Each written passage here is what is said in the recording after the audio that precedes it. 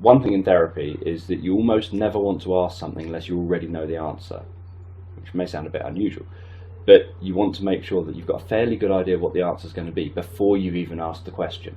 So when you get, obviously, doing all the observation skills stuff, you then pick up lots of stuff, so that by the time you come to asking a question, you sort of know what the answer is likely to be, which makes you then at times suddenly seem a bit psychic or weird, because you're filling in the blanks almost. You're almost like saying, I already know this, but just humour me, just let me know, just so that I know whether I'm correct or not. Because if you tell me something that I really don't expect you to tell me, then that means I've missed something, which is really important learning, because it could be you were led in one direction, perhaps by their body language, and then when they verbalise something, it's so radically different to what you expect, meaning that now it's like, well, are you lying to me because verbally that you just don't feel you can be honest with me yet about that? Or why is there this big difference between the non-verbal behaviour and what you've just reported? Erickson's view would be the non-verbal behaviour is the bit that always tells the truth. The verbal bit, the bit that the person consciously decides to tell you, is the bit that if there's a mismatch, that's the bit that's actually lying, and that they're making a conscious choice to lie, even if they don't realise they're making a conscious choice to lie. So it could be they believe it themselves, as you get some teenagers where they'll do something under your nose and they'll swear they never did it. But I just watched you, and then an hour later they're still swearing they didn't do it, and you think, well, did I see you? Because I thought I did, but they're so adamant that you're wrong and they're right that you end up doubting yourself, even though you watched them do the thing that you're telling them off about, and they're swearing so much that they didn't do it. And you get that. And there's adults that obviously do that as well. It's just adults to adults. Normally you just overlook it and think, well, fair enough, I'm not going to argue with you. Whereas with children, perhaps you're trying to put a consequence in place, and so you sort of want them to agree that they did what they did wrong. So it's about looking for patterns rather than jumping to a model. These are the kinds of things, look for people looking in these different directions, but test it out. So you would do things like, so tell me, how does it feel when you go out in the cold? And people will go inside their mind, and where they look when they go inside their mind will give you an idea of, so when they're accessing feelings, that's where they like to look. So if you ask them a second and third question and they do the same again, you've got a fairly good idea that that was the pattern for that individual. Wherever it is, it doesn't matter where they look, that's the pattern for that individual. So it's building up the pattern for the individual in front of you, not saying everyone fits the pattern I've already got in my head. So we've got quite a long list, but it's most definitely not exhaustive.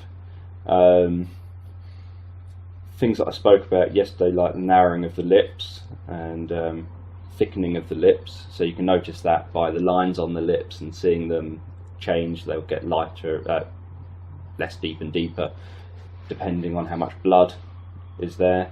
Things like head position, head movement, micro expressions. Obviously Paul Ekman's work is a very good one to look at for things like micro expressions, and watching the TV series Lie to Me is quite good for getting an insight on micro expressions, because although obviously they're all it's a TV series, the actual research it's based on is all correct, and so it in a fun way it reveals a lot of the information that you can look for. So you've got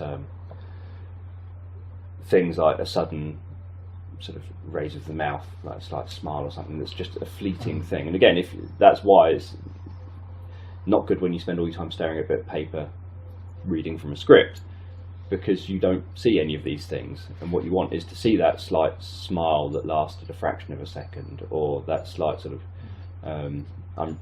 I'm concerned about that, or that scared me a bit that you said that, and you realise you've touched on something that you didn't even know you were going to touch on, but you suddenly mentioned a word and you suddenly said just briefly, and you don't even quicken that. Because one of the body language books I read specifically talks about when Bill Clinton was testifying about Monica Lewinsky, and they asked him, and he gave that famous answer, "I did not have sexual relations with that woman."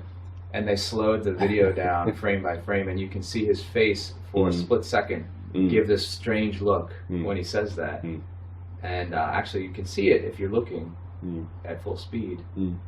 But definitely is incongruent with. And one thing I can highly recommend, and it really annoys people that watch a lot of my videos, but I do it because I think it's the right thing to do, is I video the client and not the therapist. And people always say to me when they watch my videos, but I want to see what you're doing. No, I want you to see what the client's doing. Yeah, all I'm doing is responding to the client. So you need to be, if you're watching it for a training reason, you need to be watching the video and seeing what the client is doing. There's no importance seeing what I'm doing. Yeah, there are things I'm doing that obviously in a therapy session or whatever, perhaps being skillful or being something you might think, oh, it'd be really interesting to see that. But that's not, if I'm doing something, it's because I've just seen the client do something. And what's more important is that you see what the client is doing, so you can think about what I'm doing off screen, and you can think about what you might be doing if you were me in that situation. So yeah, there are things like I might be looking from one eye to the other, or I might be moving my head slightly, or I might lean forward or backwards in certain times, or I might use certain gestures, like I might, when scaling, for example, I might say, it's on a scale of 0 to 10, do it the wrong way around, because as I said yesterday, I'm in your world, not mine. So on a scale of 0 to 10, where are you now? And at the beginning, I want them to be higher, and I want it to be emphasised that I expect you to be higher, because I want to say at the end, where are you now? So I'll do that, and the gestures are to emphasise the communication I'm using, and they're looking at me while they're talking to me, so they don't pay attention to the fact my hands were emphasising you're high now and you're low later. So yeah, these are interesting things to notice, but actually the most important thing is what is going on with the client. And if you're not watching them, you're missing everything about therapy. You're missing everything that is giving you the information about what the therapist is going to choose to do next. So when people say, how did you come up with that story? How did you come up with knowing to say this to this person or that to that person? Well, if you watch the client and you listen to the client and you pay attention to everything they're saying and doing, you should be able to work out how I chose, maybe not exactly the same story, but how I chose that story out of what's in my head. So everyone might come up with a different story, but you think, oh yeah, I know that he chose something that fit that pattern, and that just happened to be the story he chose. And part of it is preference. I prefer nature stories generally, so I'll use nature, and I'll talk about trees, and I'll talk about plants and things like that as growth and stuff.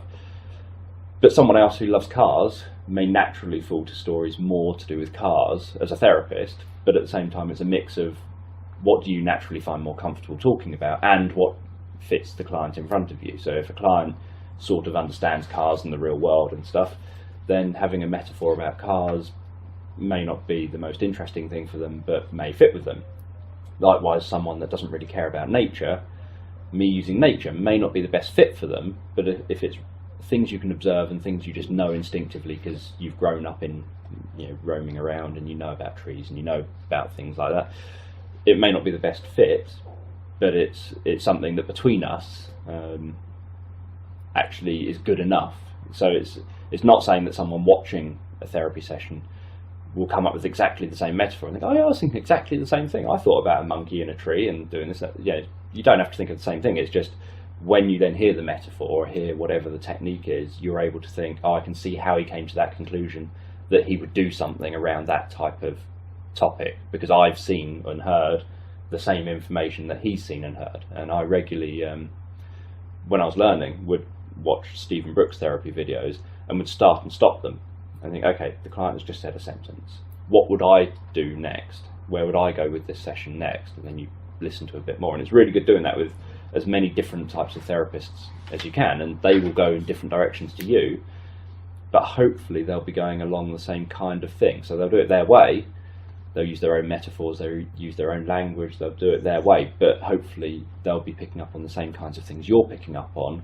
It's just they're doing it in their way to do that. So it's more important to watch the client. And one thing, back to the micro expression thing, is if you record it and someone's sat in the chair and you record it, you can then watch it back in slow motion later, and you can go almost frame by frame, and if you think you saw a glimpse of something, you can then go back through and re-watch it, and because once you know that it's there, even though it's only a split second, suddenly you see it really easy, even though the first time through you don't see it at all.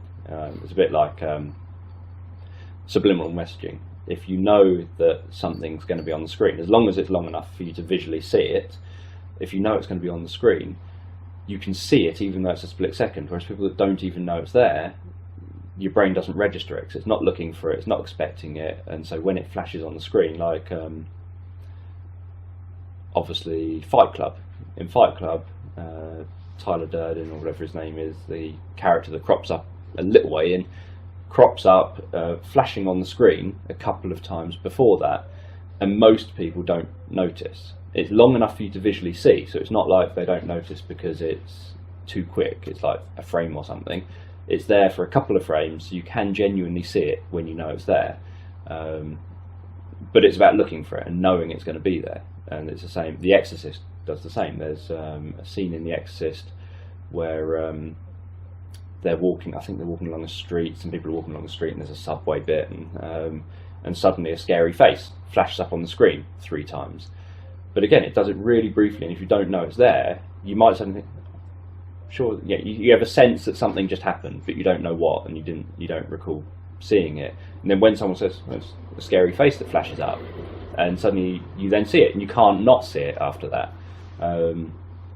So it's, when you know that something's there, you suddenly start seeing it really easily, even when time is speeded up to normal time, not slowed right down. But for training, it's really good to record sessions with people and record the client. So don't care that other people might like to see what you're doing, or that you might like to see what you're doing.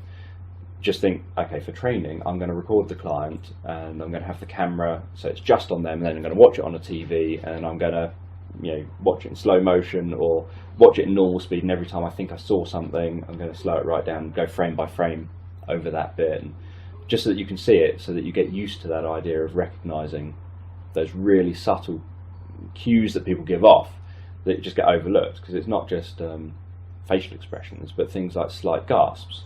People don't notice if people don't notice that slight gasp you've done just as you were about to breathe in or out or whatever it happens to be, because people aren't paying that much attention. So again, slowing footage right down is a brilliant way of beginning to learn to recognise it. And once you do start seeing it everywhere, and obviously practicing in real life. If you enjoy this, find it helpful, just subscribe below, and please leave a comment and give it a thumbs up.